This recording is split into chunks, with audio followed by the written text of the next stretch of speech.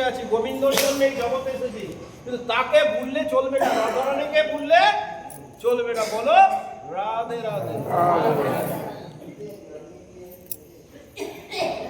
যার জন্য আমি আছি, যার জন্য অধিকার করছি, যার জন্য বেঁচে আছি, যার জন্য এই ভুবনে আছি, সংসার সবটাই বুঝে থাকলাম, কিন্তু সাতটা ধরতে পারলাম না। কেন সংসারে এসেছি মা? আমরা সবাই সংসারে আছি, কারোর বাবা, কারোর মা, কারোর ভাই, কারোর দাদা, কিন্তু আমরা সাতটা বুঝলাম না। কেন এলাম? ব্রহ্ম মুহূর্তে একটা গরু হাম্বা হাম্বা করে ডাকে, পাখিরা কলরব করে, কিন্তু আমরা কৃষ্ণ নাম করি না। ব্রহ্ম মুহূর্তে আমরা ঠিকই, যার জন্য বলছে যে ধর্ম অর্থ কাম্য কিছুটা পরিকল্পনা আছে। তাই জন্য প্রথমেই কি করতে হবে?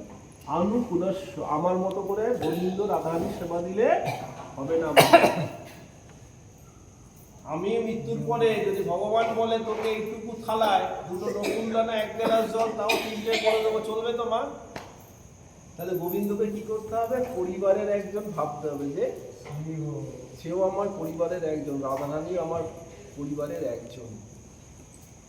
আমি যেমন পুত্র স্নেহে আমার বাচ্চাটি স্কুলে যাবে, যেমন সেবা দিই টাইম মতো, যে দেরি হয়ে গেলে স্কুল পাবে না, সেইভাবে অনিচ্ছায় সেবা দেওয়া চলবে না। অনুকুলস্য, অর্থাৎ আমার রাধারানী কি ভালোবাসে, আমার গোবিন্দ কি ভালোবাসে, আমার যতটুকু স্বার্থ আছে, সামর্থ্য আছে, আমি তাকে সেবা দেব। আমার মন মতো দিলে হবে না। প্রতিকূলস্য বর্জনম, আমার সাধন ভজনে যারা বাধা দিচ্ছে তাদেরকে আমি প্রশ্রয় দেব না। আমি যদি তিলক করে রাস্তায় হাঁটি, কেউ যদি আমাকে বাজে কথা বলে, এই বলে, তাকে আমাকে ত্যাগ করতে হবে। কারণ রাধা কৃষ্ণ ভজনে কোনো বাধা চলবে না, গুরু নামে কোনো বাধা চলবে না। আর কি?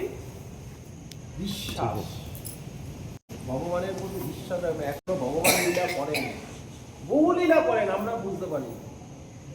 আর কি? রক্ষা, তিনি আমাদের রক্ষা করবেন। আর হচ্ছে আত্মনিবেদন। আত্মনিবেদন কি? এই দেহ মন তন তোমার,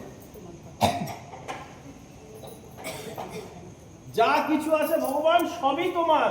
এই দেহখানি আমার, এই সংসারখানি, যা কিছু আমার দেখছো সবই তোমার। এই পুত্র কন্যা, টাকা পয়সা, অর্থ যা আছে সব তোমার। কারণ আমার কিছু নাই, কারণ আমার অস্তিত্বই বা কতক্ষণ। কারণ টাকা পয়সা, গাড়ি বাড়ি করে যখন আমার মধ্যে গোবিন্দ থাকবে না, সেদিন আমার এই দেহকালে কোনো মূল্য থাকবে না, তাই না?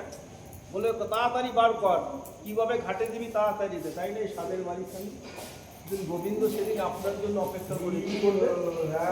যে ভক্ত হবে, বলছে সেদিন আমি ভক্তকে আমার স্থানে নিয়ে যাই। যার জন্য নারদ একবার প্রশ্ন করেছি, ভগবান তুমি কোথায় থাকে?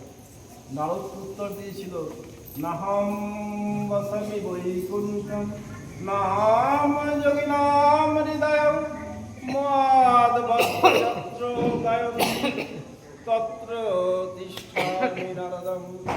হে নারদ, আমি না বৈকুণ্ঠে থাকি না, আমি কোন যোগীর হৃদয়ে থাকি। আমার ভক্তরা আমার যেখানে জয়গান করে আমি সেখানে অবস্থান করিনি। তাই যাই জন্য কি যাই করি না কেন, আমরা ভগবান ছাড়া যেন আমরা না হই, তার সেবার যেন অধিকারী হই। এইটাই সবসময় আমাদের মাথায় রাখতে হবে। সময় কম, আপনারা সেবায় নেবেন, সেবাই খুশি হওয়া না উচিত। আবার যদি কখনো রাধারানী কৃপা করেন, গোবিন্দ কৃপা করেন, এইখানকার মহারাজ যদি কৃপা করেন, ইচ্ছা আছে নভেম্বর মাসে, যেটা দামোদর মাসে, যদি 7 দিন রাধারানীর ঠিক হয়, তাহলে আবার পাঠ হবে। ভক্তরা থাকবে। সেটা সম্পূর্ণ আমার রাধারানীর উপরে, আমার গোবিন্দের উপরে নির্ভর করছে, আমার উপরে কিছু নির্ভর করছে। তাই নাম সংকীর্তন যস্য